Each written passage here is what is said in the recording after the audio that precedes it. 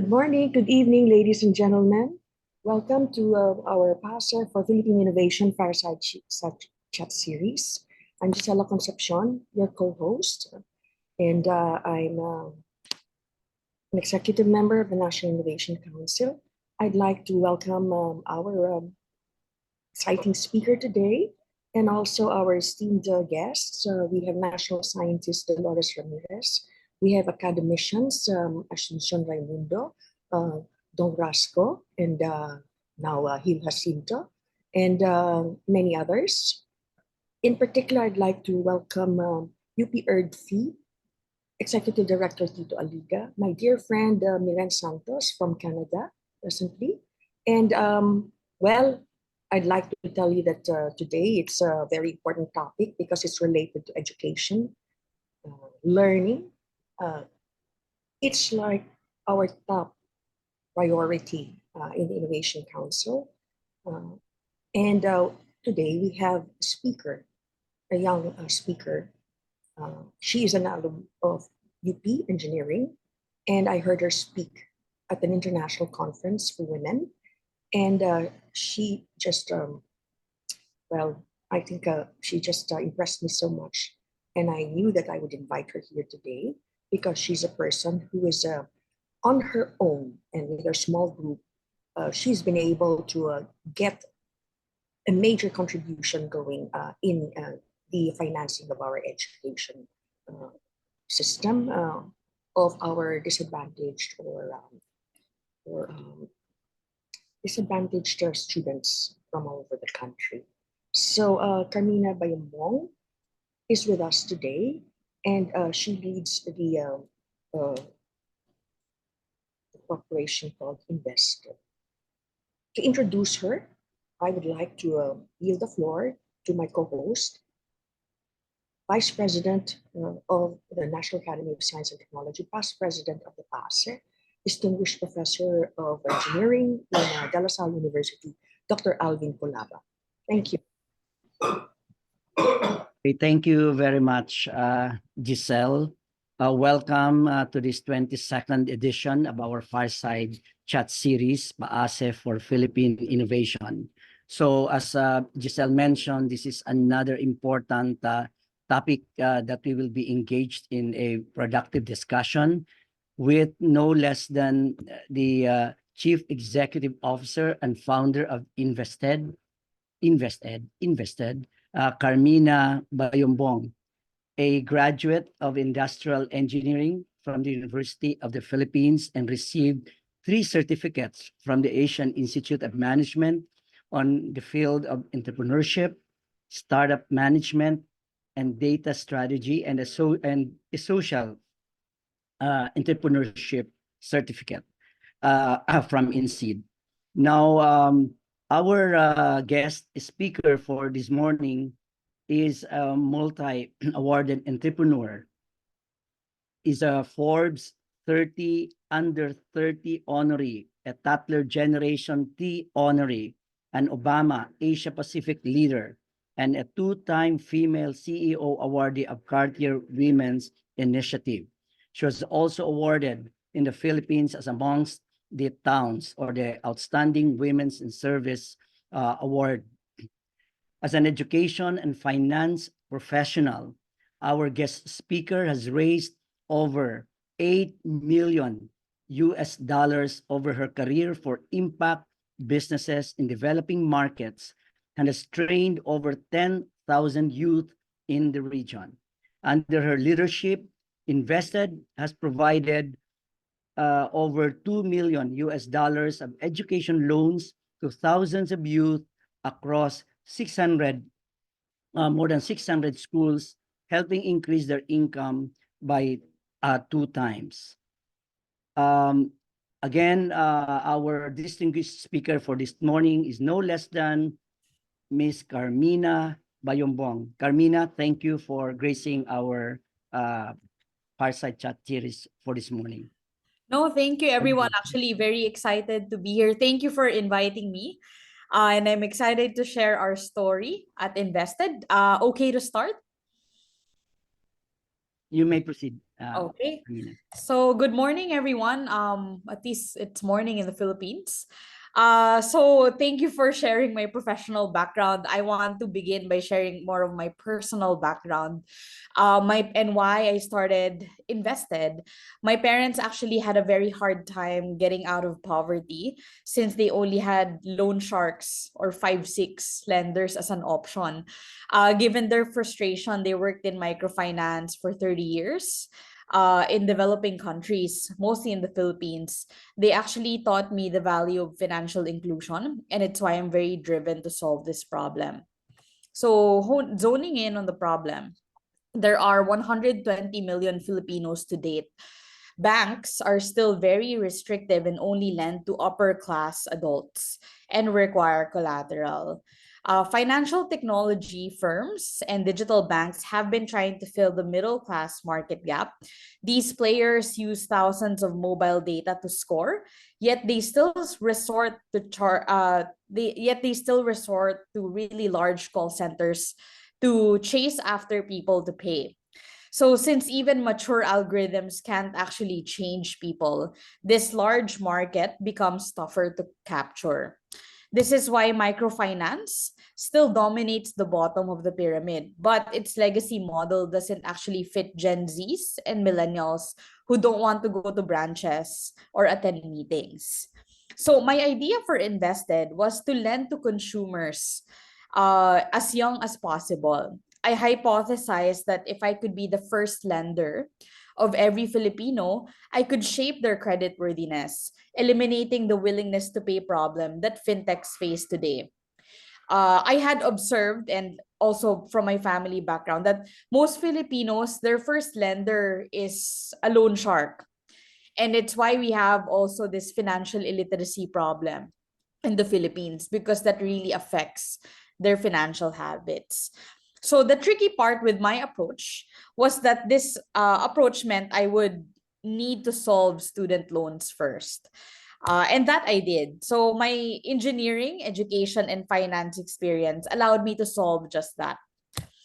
Since our first investment round in 2021, we've loaned a statistically significant number of loans to a diverse profile of borrowers from the largest segment of the market. From the data, we built Alvin, who uses simple but powerful data points such as school and degree to understand how a student's credit risk evolves from education up to adulthood.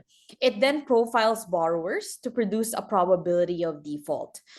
Alvin also understands each profile's revenue potential and optimal loan term for them. For example, Alvin knows that breadwinner students are more cash strapped because they come from really large families and very poor families. But Alvin wants to lend to them, given that they will take out a lot of loans. It's a high lifetime value. So it will also recommend loan tenors to yield a low monthly payment to further reduce risk. So we also learned that student lending is like parenting. We have collectors as the strict cop and coaches as the good cop. We actually tried just having collectors, but it didn't work because no one would help students manage payment problems. We tried just having a coach to help them, but they got into the habit of excuses. And so we learned that it was a coach collector tandem. Then we have also finished test runs of another algorithm called Jade, which updates risk profiles and triages thousands of borrowers for our personnel to make this more scalable. So when we were figuring out the model, we lost 18% of what we loaned out. And by lost, we mean that 120 days they haven't paid for 120 days or more, or 60 consecutive days no contact with us. But after all our learnings, we're seeing much lower default rates with no one defaulting yet from borrowers who came in from the past 6 months.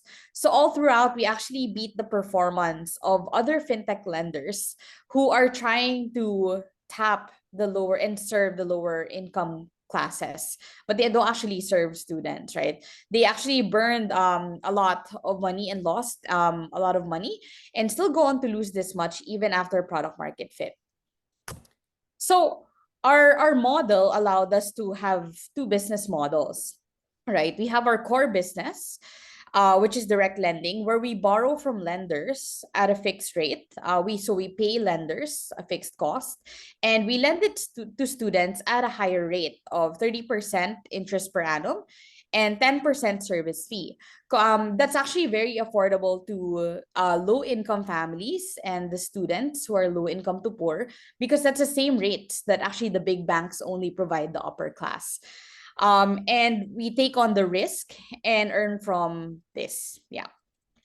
So this is how it works, right? We try to lend to students. So our direct lending business model, we try to lend to students as early as 18 years old for their education needs. And eventually they actually take up to, some of our students now have taken up to 6 loans already, with the latter loans actually for non-education needs already and needs of their family. So this is an actual customer example, who was in her last year of college. So we helped her graduate.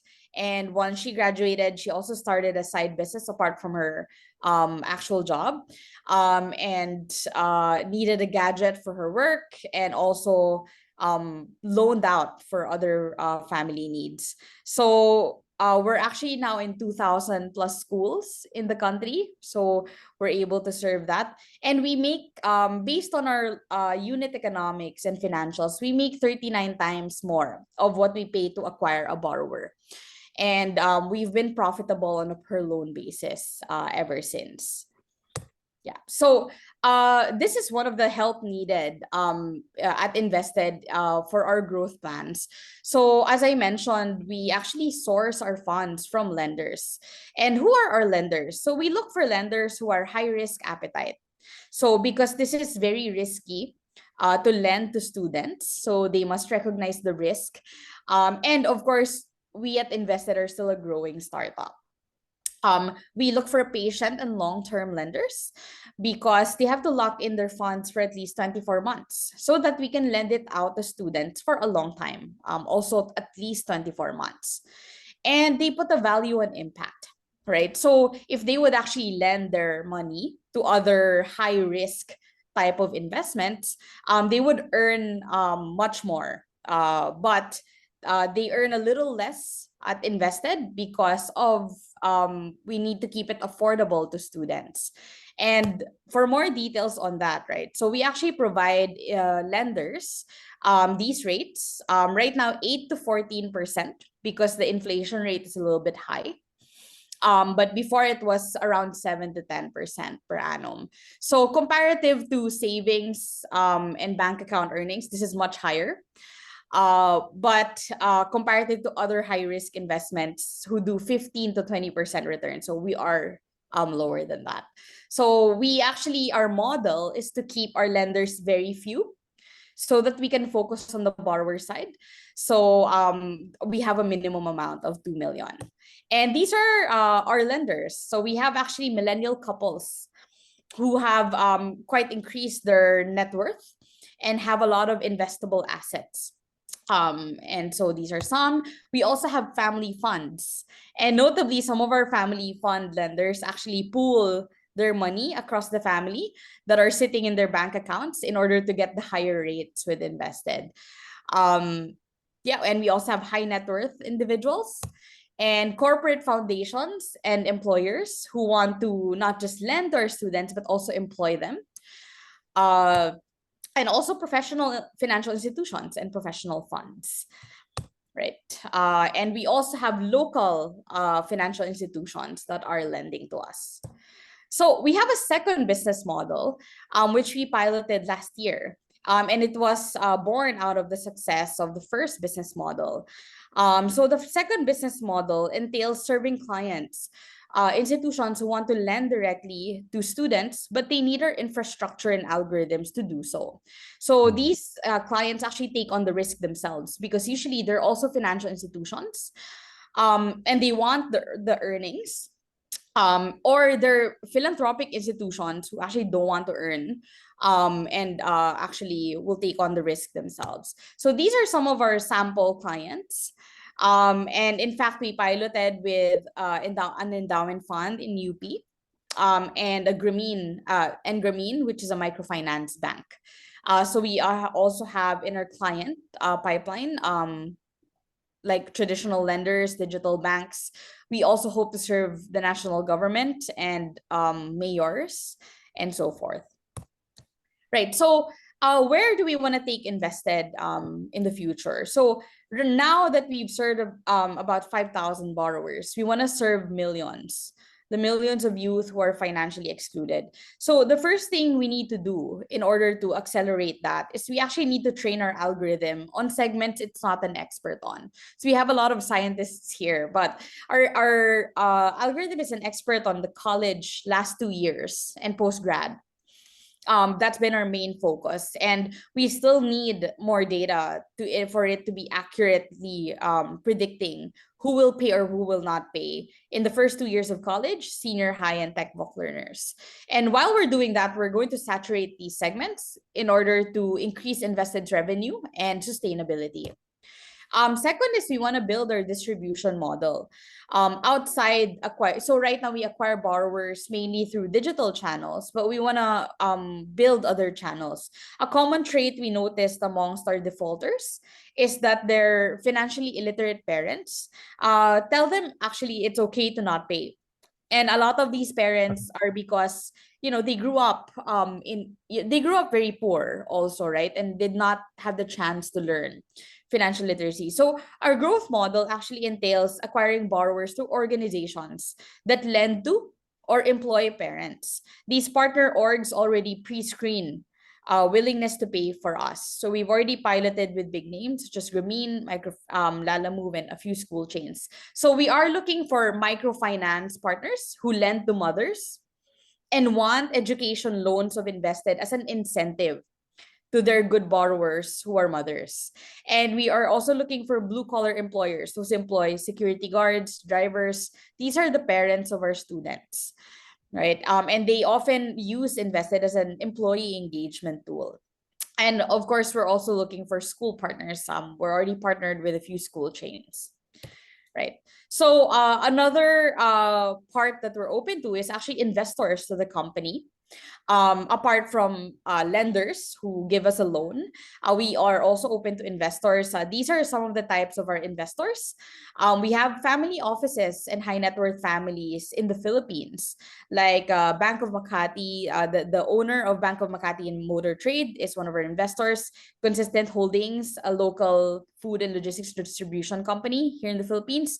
We have startup investors also, like Goodwater Capital was a early investor of Facebook, Twitter, Tinder, and education technology funds, and of course, impact funds and philanthropic funds. We're also open to angel investors. And actually, I'm actually looking for interested investors in the science and technology industry, because a lot of our in the early days, a lot of our investors are actually in the banking.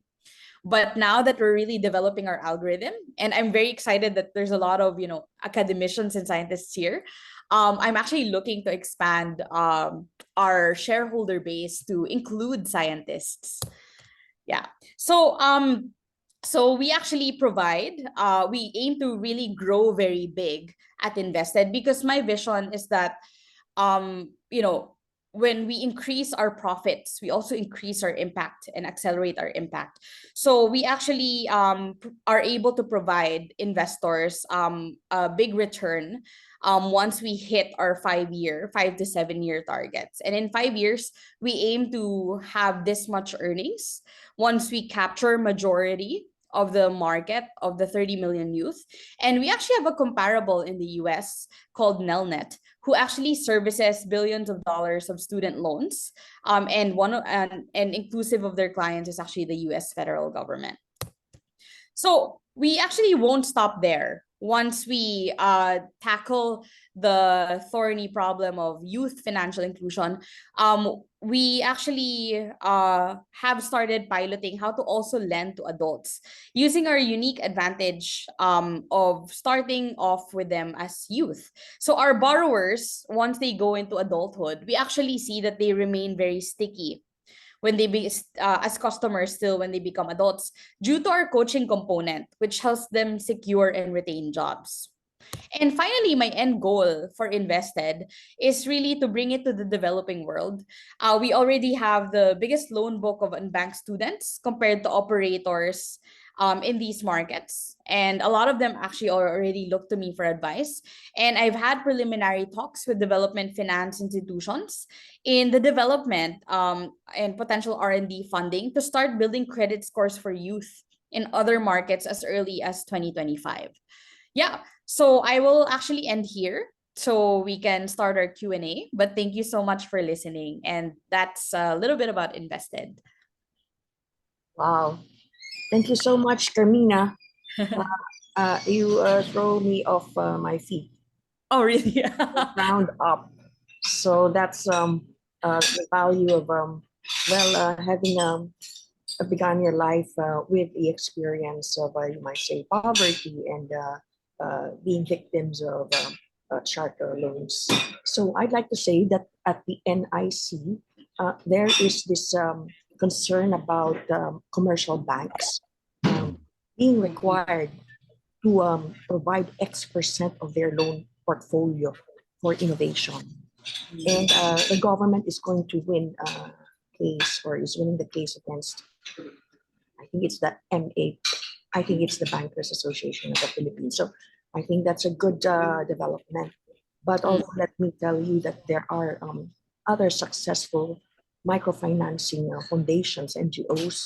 In particular, I'd like to cite ASHI, Ahon sa Hirap Incorporated, which was founded by a professor in UP Los Baños, Professor Octavio, if I remember right. And it's patterned after the Grameen system. It's now run by Mercy Abad, also an Eng graduate of ours, a very outstanding person. And I was just in touch with her. I've featured her many times. Wow. But her nanays are able to pay back their loans from the land bank. Before the pandemic, 95%, dipped to 85% during the pandemic, and now back to those levels. And I will invite her to speak here. She just is recovering from her hip replacement surgery. She's our very dear friend. But wow, and she's connected with a Jollibee Foundation for the training of the great. farmers. But now I've been looking for a connection to, and you know what their loans are for partly already is for the education of the children. So we really have to connect the dots here, Tito, right? And UP engineering graduates are critical. Kasi yun talaga yung importante, you know, the process for things to succeed. And then you have the UPLB engineering. And most importantly now, you are connected with the top engineering guy in DLSU, none other than Alvin Culaba, because my challenge to private universities, Alvin, Ateneo, DLSU, UST is 50% of your college students should be on scholarships. Scholars, You really have to help us. You really have to help the government. Okay, so I know that ADMU has that number already, and I'm beginning to hear about it in DLSU. Like every other grad, every other tertiary student is on a scholarship, and that's the right move. Okay, and so maybe you could partner with Carmina. Pwede naman you can invest in Invested because you're a private corporation. Anyway, these are just some of the initial thoughts that I have to share with the group. No? Okay, so Alvin, it's your turn. Alvin, that's his name, Alvin, and he's the chief. Yeah, I know. It's the algorithm. Meron pala talagang algorithm, kaya lang dapat ma-immerse ako dito sa business ito eh. Anyway, thank you very much, Giselle. Again, thank you very much, Carmina. It was such a very wonderful idea, of really providing some kind of hope, to people who really do not have so much access, to financing, especially if they're really looking for a really good education. Kasi sa totoo lang, pwede naman actually, and I was just thinking if you're invested, will really focus on opportunities for young, Gen Z student, students to really go for the higher level of educational at saka yung top quality yon. For example, if they want to go to a top school na talagang expensive and ganon, parang ang inisip ko, you invest higher, you allow to borrow money for to support this kind of mga ambition or ng mga young mas malaki investment, mas high risk, pero ang chances din of success kung mag-succeed man sila is really yung impact. Kasi I think for me, it's not just about the numbers na marami. Ang problema nga is yung impact ng kanilang just like the government having a free education, it's good, everyone has an access to, pero ang real talaga doon is the impact of that particular program or of their education. Kasi maybe they end up unemployed, or di ba, parang sayang naman yung kanilang maliit nga lang inutang nila, maliit na nakapag-aral sila, pero wala naman silang makuha. Yeah. So does your, for example, program extends up to getting them a job to ensure na ang investment that you have actually put into them, and of course their own investment, really will have its returns, di ba? Parang ganon. So yun ang gusto kong itanong, Carmina, no?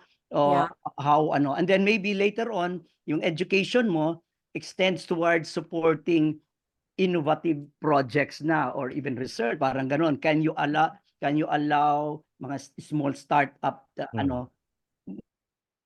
bigyan mo na rin ng support to parang something like that. Not only education. I've done my education, I'm now ready for my idea to be developed. Can I come to invested to borrow or money para makapag ko. So baka mas maliit yung interest, or you package it better, parang ganon. So yun ang tanong ko, Carmina. And I will let the others have their questions. Okay. Yeah, and we have a lot of questions on the chat. Yeah, I know. Which I will answer that. Don't worry. So, Alvin, thank you so much for the question. Actually, it's really great, right? Because that is what we have really seen in the data. So, to answer the first one, we have really proven that the school quality is correlated to credit worthiness. Right. And it's because credit worthiness is correlated to your success in the job market, and so forth. Right. So what we have actually done is we have the repayment rates of 2,000 schools now in the country. It would be interesting, although baka magkagulo if I release that. And again, I think our unique position at Invested is we are the ones who actually track students when they leave school, right? When I actually was building Invested, I mean, one of my concepts was that let me partner with schools that track the employability outcomes of their students. Unfortunately, there are only 7 schools in the country who actually do that. Would you be surprised? So and even the big schools like Ateneo, and I believe even like LaSalle, right? There may be some effort more on the who are our alumni, but more on a per student basis, really, like what did they earn after graduation? How many days did it take to find a job, and so forth. It's not granularly tracked. Right. And actually we are falling behind in our ASEAN peers in terms of like tracking these metrics. But for us at Invested, we have to, right? Because we give them a loan, and it takes them, a couple of months or years even after graduation to fully pay, right? And we see what happens to them. So yeah, we actually in when we were starting out this credit experiment, right, it was pretty arduous scientifically because in credit risk, in building credit scorecards, you need bad loans in order to have a good algorithm, right? And we're like, we don't have enough money to have that many bad loans per school for like 3,000 schools in the country, right? So what we did is we actually tiered schools and degrees by looking at, so for example, we have a school tier score, which we score based on characteristics of the school, like student to teacher ratio, what's the poverty incidence around the school's location, how old is the school, so we prove things like the older the school, the more creditworthy the student, and actually the better their prospects in the job market, right? And so with these data, we're able to like tier schools, and we also looked at degrees, licensure exam passing rate, what's their average paycheck, and so forth. And all of that is incorporated into our credit scoring, right? So to answer your question, yes, we do, like, our system is built to invest more in those going to schools that are really, really good. And we have proven with our data that that is correlated to our success. However, it is important to be noted that, we serve, because of our mission, we actually serve like more than 50% of our loan book is in the rural areas. And the really sad part is that there's just very few schools in those areas. And how it works is that for a student, they try to get into the nearest state school when they're from rural areas, but state schools are limited in slots. And in fact, out of our 3,000 plus schools, only 11% are state schools, right? And when they don't get into a state school, which is usually like the best school in the area, like you're in Batangas, so you go to Batangas State U, right? And so forth. Their alternative is only like usually a diploma mill or a very expensive private school in the area. So there are those realities. That's why another thing we debunked, because we wanted to reach these people, is we debunked also the school prestige myth. Okay, so what is that? There are actually students who end up being very successful, even if they come from really bad schools. And really bad schools means these are really like diploma mills, right? So, but a lot of it is, there's a lot of other factors, but like we prove that if you come from a diploma mill, your outcomes really are poorer.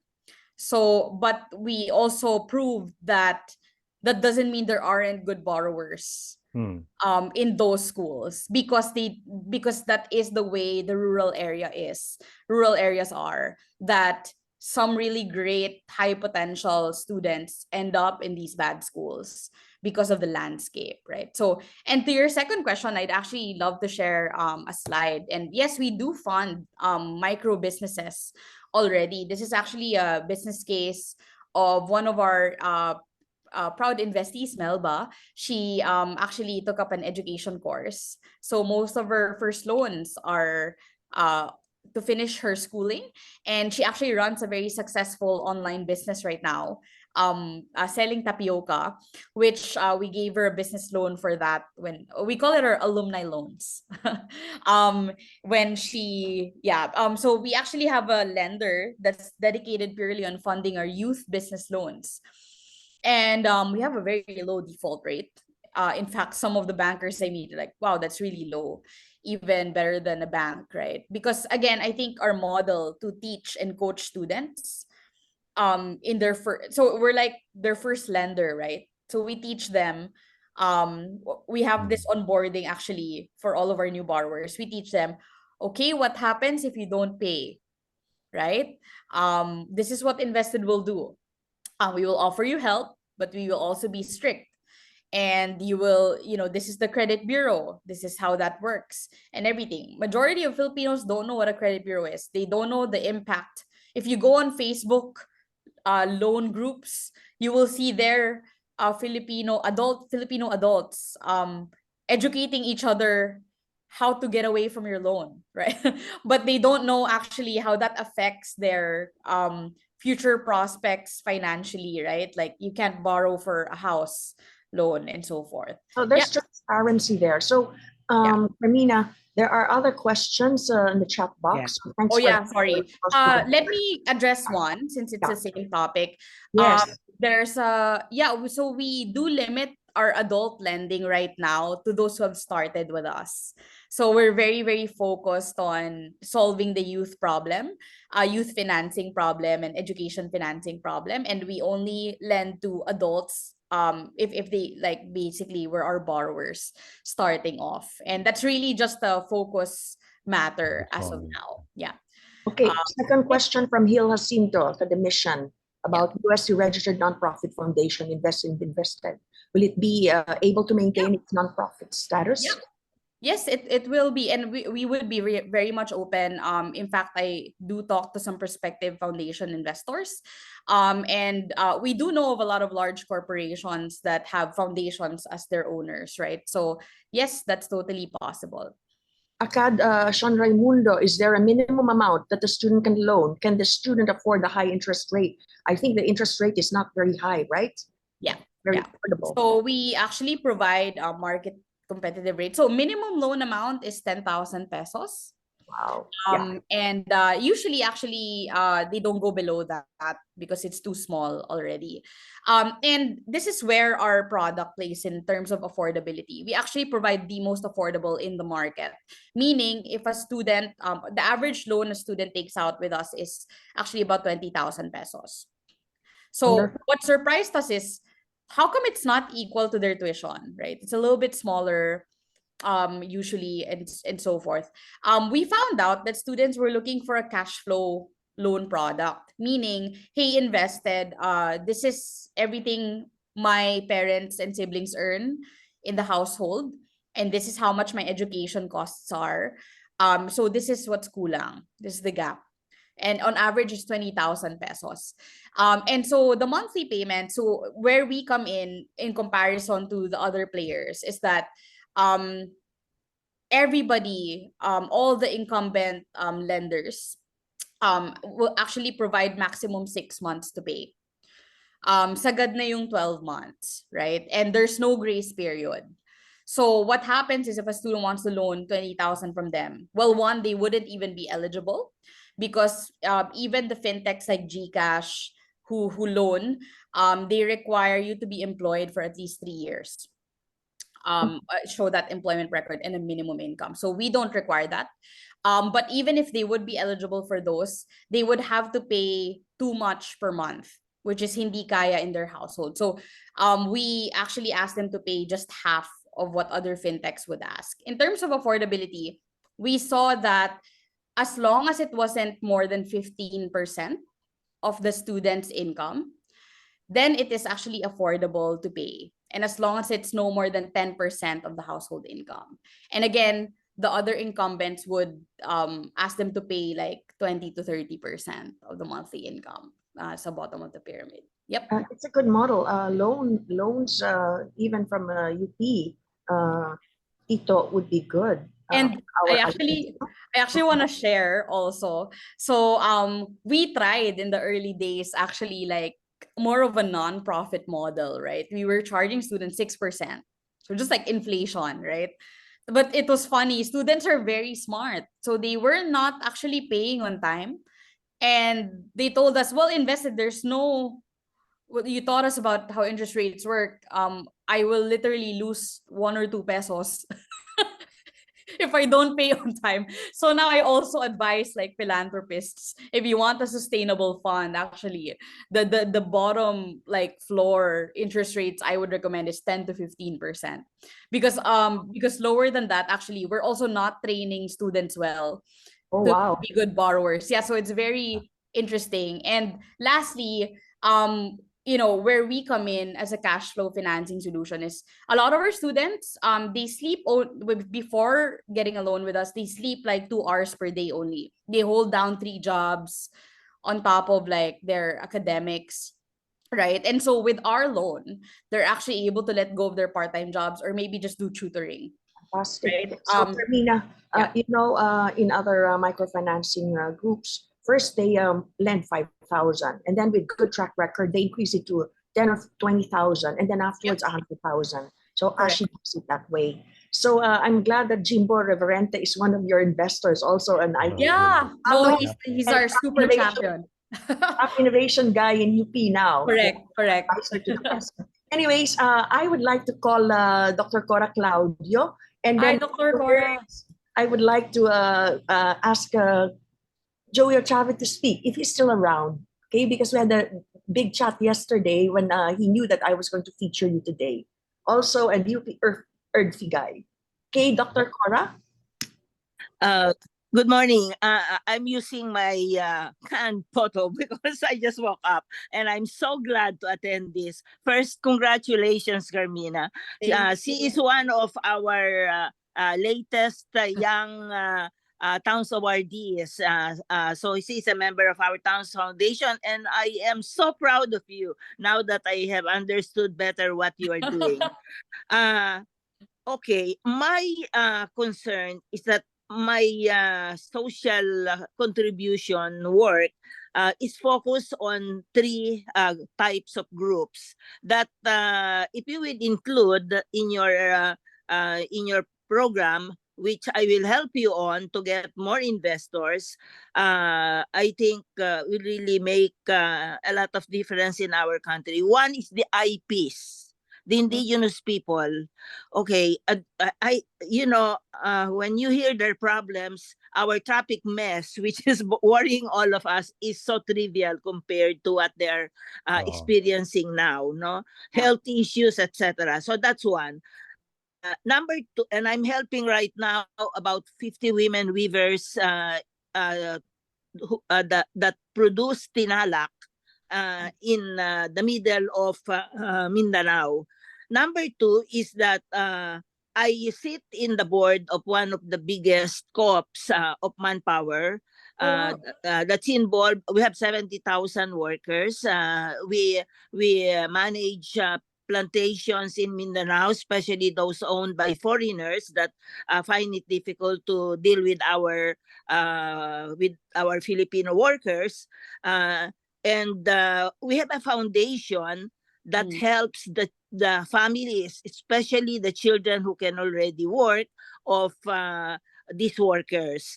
But they have also children that we can help, no? And so it will not be too difficult to manage them because we have other programs for them that can cooperate with you. And number three is there is an organization called Kamada, Kabataang Makadagat, no? They are children of fisher folks, and the president is the son of a fisherman who got lost in the high seas. Because what's happening now in our country, and this is one of my advocacies for us to focus on our water territories, because we have 4/5 water and only 1/5 land, and we are so focused on land. Is really to secure what we have, no? Not only fighting for the West Philippine Sea issue, but we have a lot of things that are going wrong in our coastal areas. And so our fisher folks cannot anymore catch fish near the coast. They have to go to the high seas and then they, with their tools, with their small boats, they die, no? So that is very bad. So these are three groups that I really would like to see if you can include, and I will help you. I have your Viber, Dr. Cora. So now this is I will reach out. Yeah, this is very timely because yesterday I went to my bank. I'm dealing with 3 banks, and these are very, very good banks, top banks. I was so shocked to learn that you see, I'm building my asset through equity funds because I don't have much time to do something else, and setting up startups. And I get frustrated when I do the setting up because it takes so much time to register a company, no?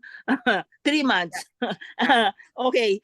So I learned that all my equity funds have been losing as high as 25% loss. No, this is a very good back, 25%, no? And then I said, well, what other choice can I have in dealing with you to manage my funds? Time deposit, minimum is 50,000. I was trying to open one for the son of my driver. I have one for my driver, and the small amount that I have for my driver for this equity fund has lost already 500 pesos in 1 month, no? Oh my God. I said, so I want to get it out because I will lose more. So now I would like to start with you and see. You said minimum of 2 million. Okay, and well, we will see. I maybe Yeah. I have to withdraw Dr. one of Cora, yes, we you will know, connect you directly with Carmina for Yes. your investment. Let and then everyone know that if we her will want, son, yeah, Dr. Carmina, Cora, her son is the owner of Toby Sports, he's not the store. owner. Over. He is the leading worker. He's the Oh, president of this yes. family. Can you, if It's Cora, you a I'll family connect with you on business. Viber. Yeah. if Toby's No, could but I have sponsor many this. friends in MAP Okay. who can help, no, because Yes. they have investable funds. 2 million will be nothing for them, no. Fantastic. But then I would like you to really include this, and this will be easy to manage, because although they are distributed in the country, they have big associations, no, and they're getting some other also help from the government, very small, and they continue to be in poverty. Okay, and I also would like to continue dealing with Gisela for the project that we are working on, Yes, no. please. Let's have a meeting. But then I need help to be able to make money grow without me worrying.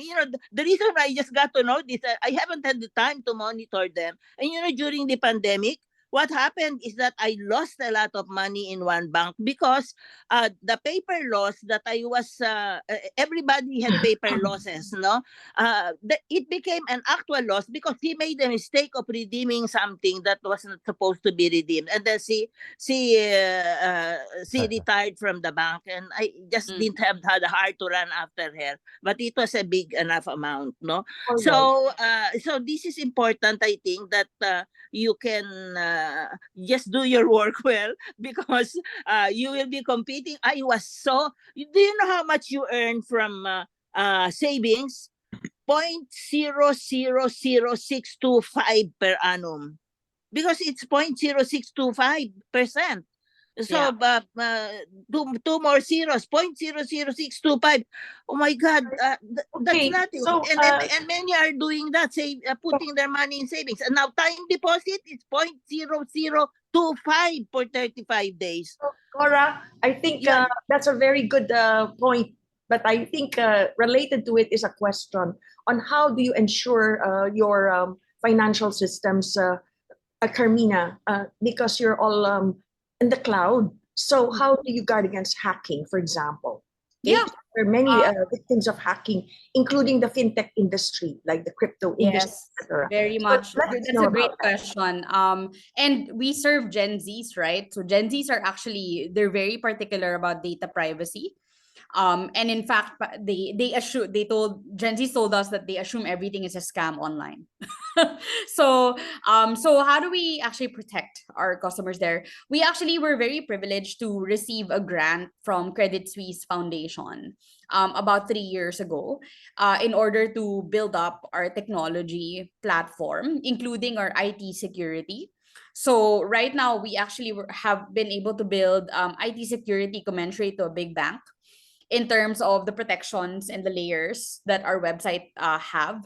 Additionally, we have a very good credit and risk committee, which are a governance board held by very senior banking and risk professionals, credit risk and operational types of risk professionals whom our senior management team reports to on a monthly basis regarding these risks, and they have to hit certain KPIs, right? So apart from external risk from hacking, where we have big bank IT security, we also have very robust governance in order to protect from operational risk, meaning our employees have to follow policy all the time, and we have a compliance and risk unit that monitors that on a day-to-day basis. Additionally, we are a pretty small company, 40 people, but even our hiring and recruitment is very secure. So everybody undergoes background checks, security checks, and so forth, similar to a big bank, right? So Yes. So those are some of Carmina, our, yeah, so that's very important because investors would like to be assured of correct. that. Yeah. You know that government offices have been hacked, universities have been hacked. In UP, we've not been hacked, not in a very, very long time. And so, well, we give due credit to our staff. And then, of course, you're an IE graduate, right? Am I Yes. right? Yes. Correct. You know operations so well. And so that's very, very important for investors and for the beneficiaries. No? So Yeah. integrity of our data. And among Correct. the Taipans, I know that this JG Summit has this fantastic data analytics and monitoring system Yeah. for their businesses. It's like a lead Taipan for S&T driven development. No? So anyways, I would really like to call Joey Ochave if he's still around. And then, of course, Tito. I'd like to give others a chance to speak also, like Dong Rasco. And I'm doing this because Alvin is on his way to DLSU for his classes. I think Gil Jacinto might have a question, a little, and then our other national scientist, Luli Cruz. I like the comment that we should also probably select on the basis of the financial categories of our student applicants, like are they fisher folk and farmers' children?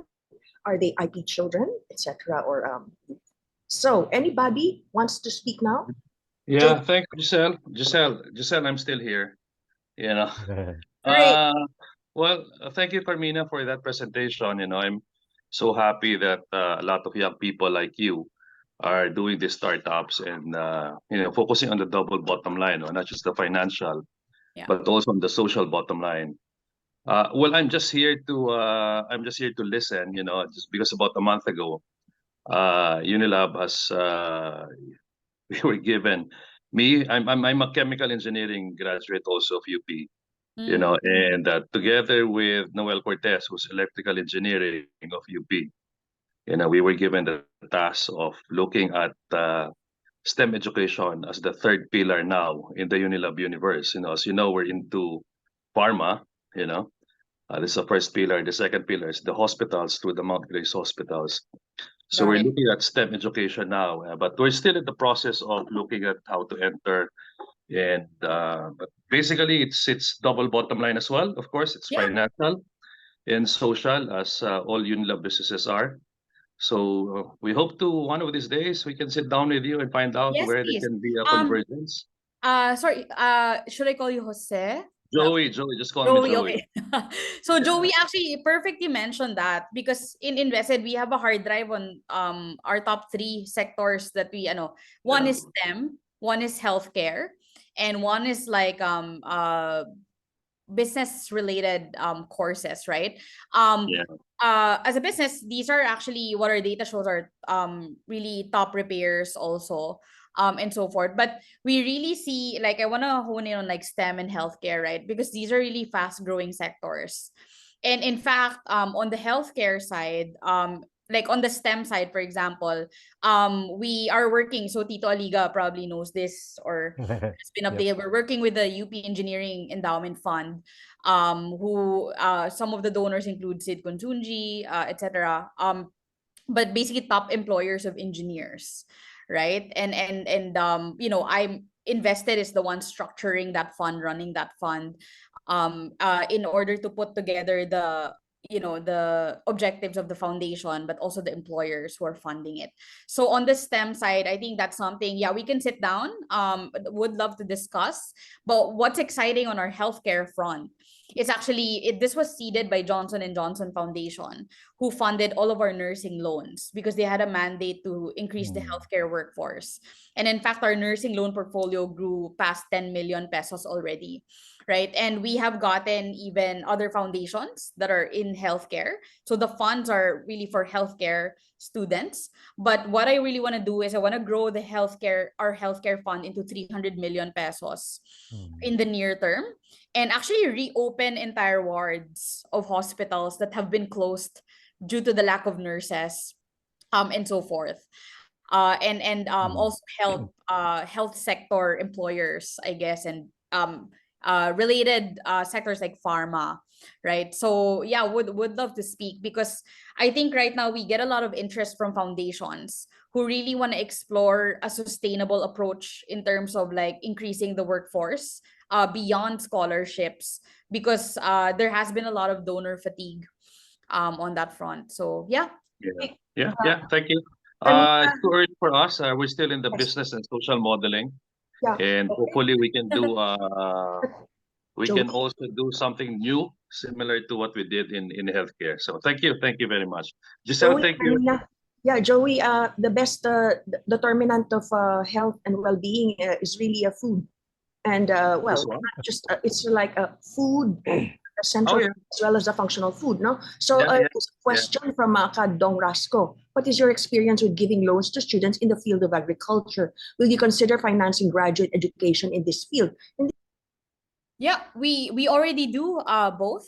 yeah, it's the Undergrad. priority of our government now, including innovation. It's really alleviation of poverty, food security, no? Yeah. Both agriculture, livestock, aquaculture, and fisheries. So, it's the most unpopular field of education. And farmers and fisher folks' children do not want to be farmers and fisher folk. And Yeah, that's a they big go on to problem the province, agri go sector to is the facing. healthcare, and they just become nurses to go abroad.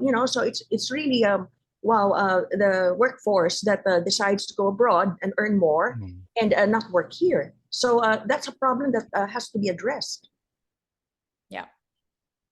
Yeah, so we actually do finance a lot of agriculture related students. I mean, some of our top schools for that is of course UP Los Baños, right? And we do see we do fund postgraduate also already. But there have been few on the agriculture segment. What I have also experienced in the recent months is there's been some really big backers, funds that have been backing, agriculture cooperatives. And they have actually been interested in working with us to set up an education fund, and structure it in a way that could motivate the young, the children of the farmers, that if we pay for their education, that it be agri related, we would make it as part of the mandate that they we funded your education, would you be willing to work in the agriculture sector, and so forth. So those are the trends I'm seeing right now. Yeah. Okay, another trend, Carmina. And for this, I will ask NS Luli Cruz to speak. But I think governance education is so important, and social innovations on the LG level. And I think that Tito Aliga will really echo my suggestion on this, because it's really, the LGU governance that will be taking care in a holistic way of stemming the threats of climate change. Climate change that is impacting on our agriculture, our food security, and our health. So maybe at this point, I will ask Enes Luli Cruz to speak, because she's one of our leaders in this area. Thank you. Luli, are you there?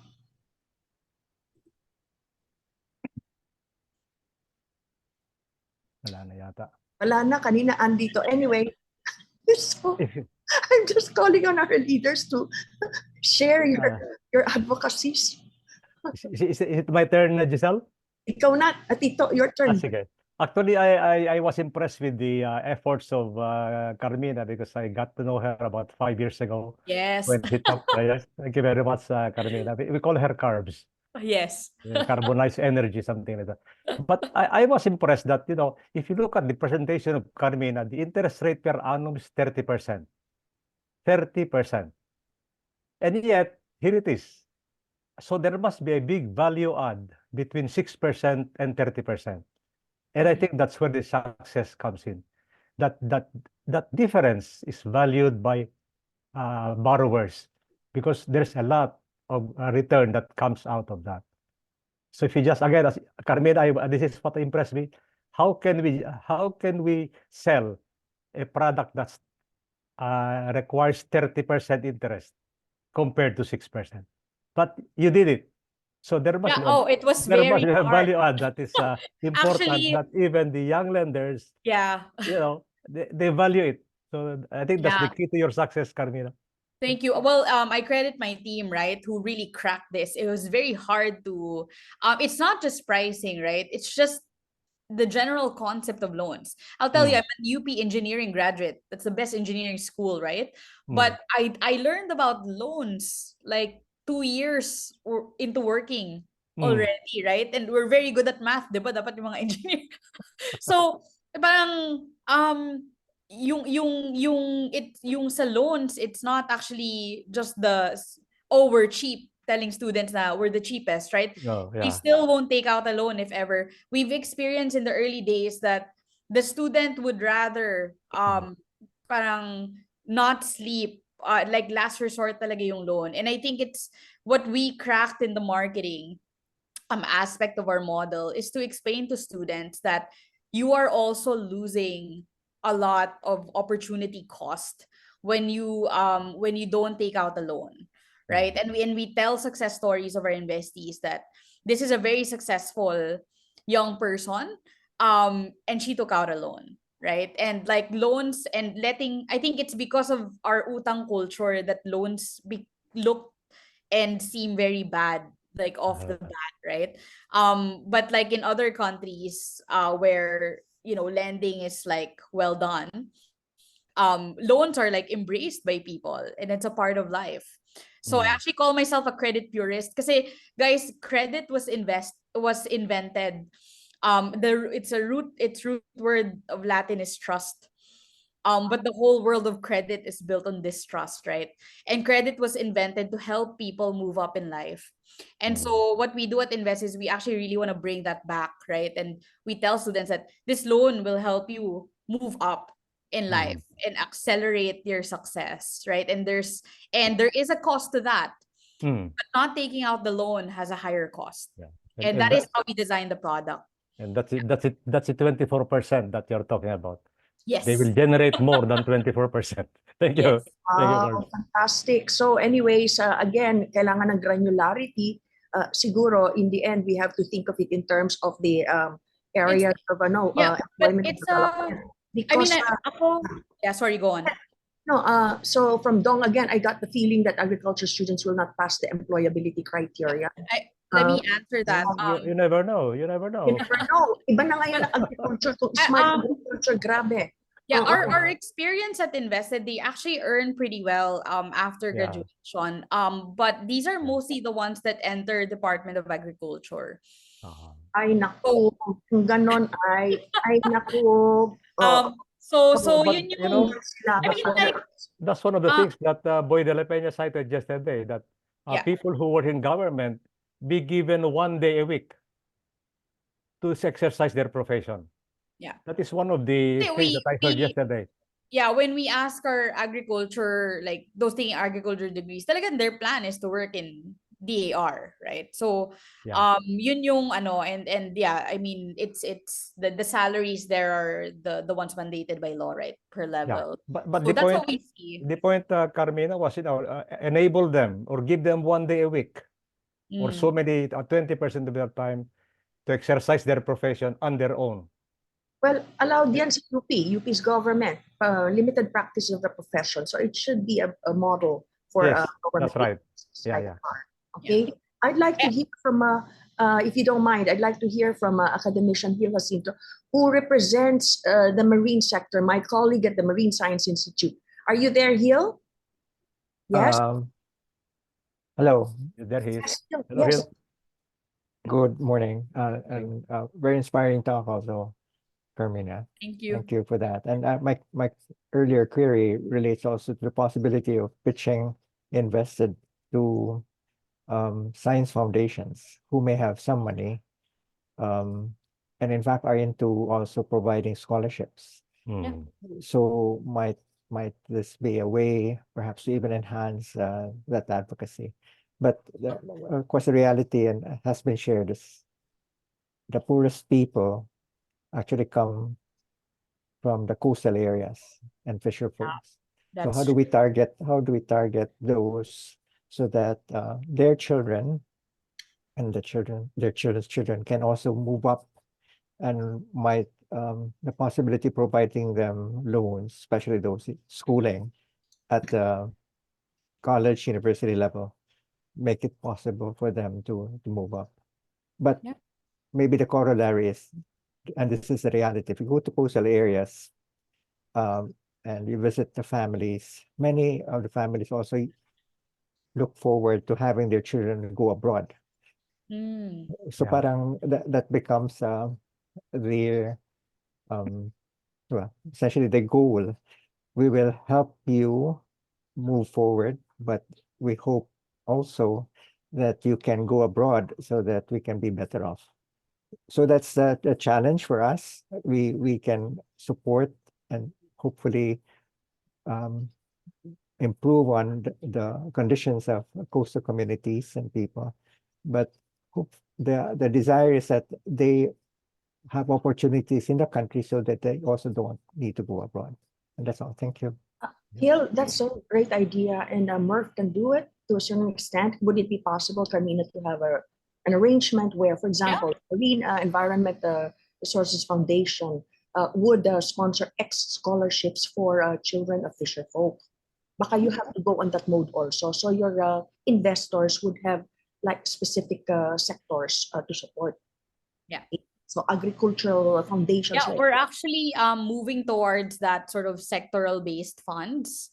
yes. Gisela, our trouble is that yeah, we need to grow our manpower also. So I'm trying to focus on like 3 sectors for now. But yeah, I actually, like, for now I have a lot of healthcare funders. So every time I meet a doctor, like, oh, we're interested to go into that fund, and so forth. And marine is actually something we have not grown very big in terms of, but I think would have a very strong impact talaga in the Philippines.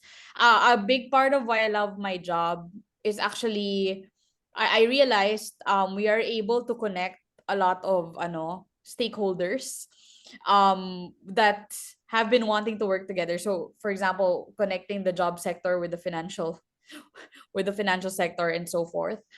Because what we actually bring to the table are the thoughts and pain points of the youth. So for Yes. example, the brain drain problem in nursing, right? There's this whole concept that everybody wants to go abroad. What we actually found in our coaching program, the students tell our coaches, like, not all of them want to go abroad. Some of them really Correct. got into nursing because they want to help the country. It's just Correct. that their problem is the salary is so low. And we asked them, what salary would like make you totally not even go abroad and consider that? They're like, as long as we earn similar to our peers in the corporate sector. So as a fresh grad, I hope we can earn 18,000 instead of 10,000, right? So and it's because, and we actually found that in some of the poorest families, that is where a lot of nursing students don't want to go abroad. Why? Because they're actually breadwinners. They don't want to leave their family also. So these are insights that we actually tell funders and so forth. But what we also found out is because nursing is so expensive school wise, these lower income students don't even consider enrolling like into nursing, right? Therefore perpetuating sort of that cycle that nobody wants to stay in the Philippines. I think, Carmina, there's a good move of the government through CHED to establish first medical schools and the hospitals, the best SUCs in the regions. And requirement is return service. So it's true. I believe that there are those who really genuinely want to serve their communities, no? But I'm not sure if the nursing schools in the regions are also working in that direction, especially the private HEIs. No, so they serve the global need, and we know that Filipino nurses are in highest demand in all countries of the world. So you just get an X% of them to stay in the Philippines and give them the incentives and the compensation. That would be great. Okay, so I'd like to focus at this point on the agriculture sector, and here we have leaders. So we have camp president, academician Dong Rasco, who's been asking questions. And again, that's a foundation that might be able to help you handhold those scholars who you lend to, so that they will really end up in the agriculture sector. We have national scientist Dolores Ramirez and we have academician G. Cuevas here, both from UP Los Baños, who are really deep into the agriculture sector. They might want to speak today before we end this amazing, this fantastic, discussion, Carmina. Carbs, Yes. credit, Zarina. Anyway, and then I will have a last question about transfer of credits. This credit system. This is the curriculum academic credit system that is also being promoted between SUCs and HEIs. Are you familiar with that? But anyway, I would like first to call the academicians and the national scientists of UP Los Baños who are here with us today, including Camp President Dong Rasco. Speaking for Camp. Thank you. Thank you, Giselle. And congratulations, Carmina. Did you say we can call you carbs? Carbs, yes. Everybody calls me carbs. That sounds like carbohydrates. Yes. Energy. It is. Yeah. Which is energy. I admire your energy and your wisdom to cover the social aspects of entrepreneurship. Many companies are not schooled along those values. So you need the special congratulations because of that. I just like to pursue this idea of giving government workers 1 day a week to practice their profession and be able to help the private sector. Of course, this is being practiced to a large extent in UP, particularly in the College of Medicine, I suppose. But then it's not generally practiced. But in the 1980s, I remember that at least UP implemented that policy. And I was the one of those who benefited from it when I practiced my profession 1 day a week, every Friday. And because of that, I was able to help now a global leader in the seed industry to start their business in the Philippines. The idea of that investor from Europe was to establish a tropical seed company, which was at that time a new idea. But because of that investment, many doors were opened. Now we have a vibrant, very active seed industry that is committed to helping tropical farmers. Well, I was trying to link this idea with your system of evaluating prospective loans. No? Perhaps you can give priority to agencies that workers in agencies that have this kind of policy of allowing their workers to spend some time helping the private sector. Just some thoughts based on my own experience. Thank you. Thank you.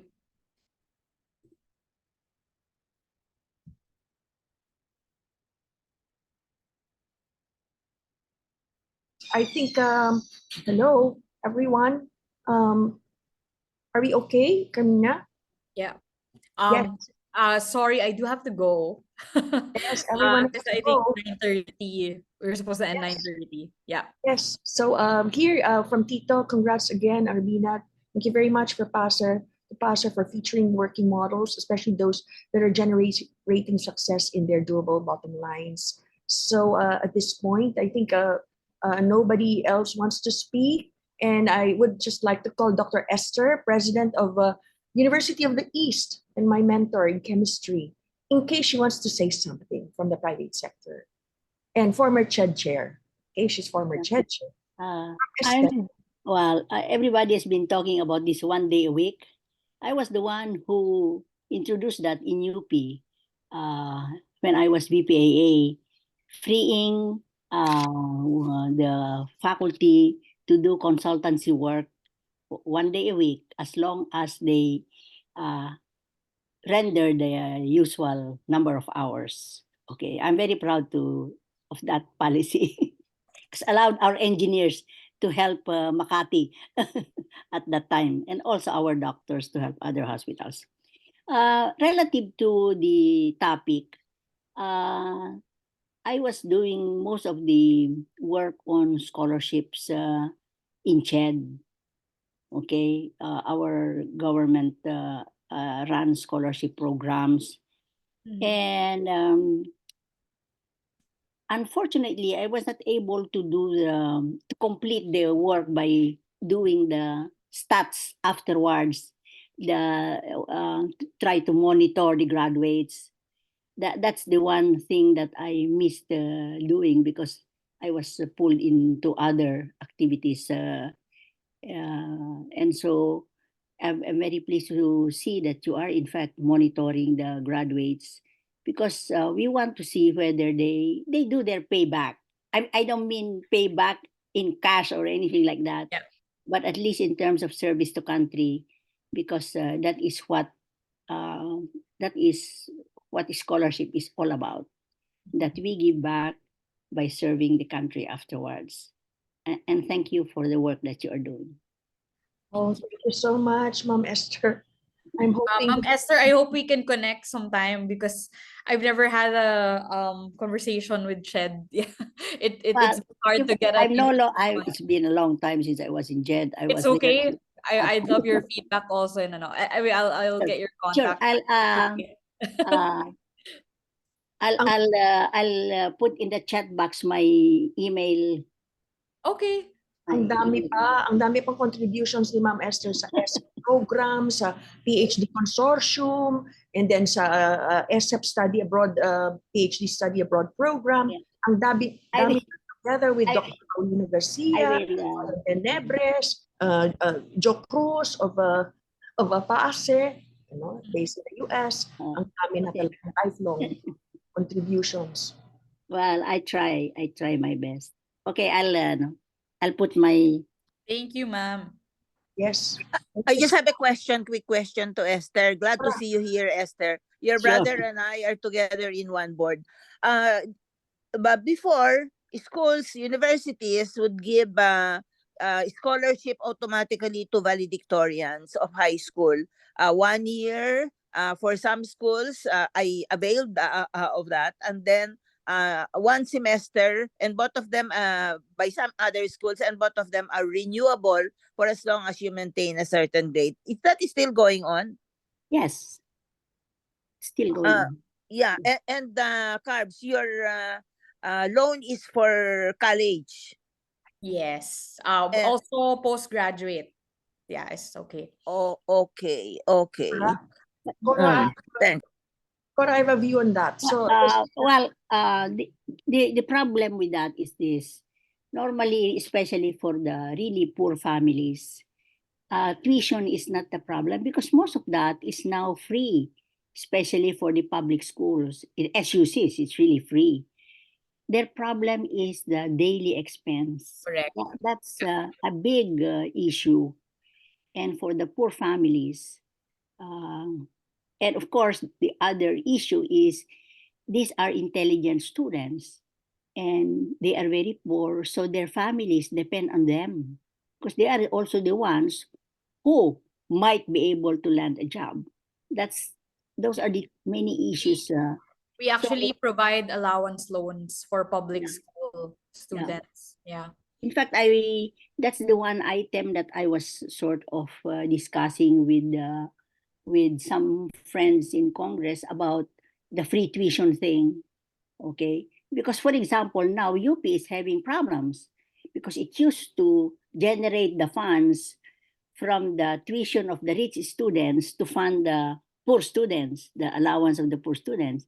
And now they don't have that because nobody pays, even the billionaires. Well, Ma'am Esther, but dapat nakukuha pa rin ng equivalent of the budget to run UP. But anyway, that's a Yeah, point. I just want to interject that the valedictorians and salutatorians should be chosen from the best private high schools all over the country, in the regions of the country, where perhaps they are the top 2 graduates of, say, 150 to 200 students, or maybe 100 students, because that would mean that they're really the best. Okay, so yun lang ang qualification. I know UP is democratizing again the entrance to UP. Okay, so anyway, let's all work together and not let up. Kasi talagang this is so critical to our country.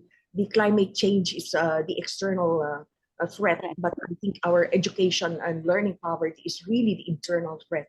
And it's something that we have control of, unlike climate change. We don't have full control of that.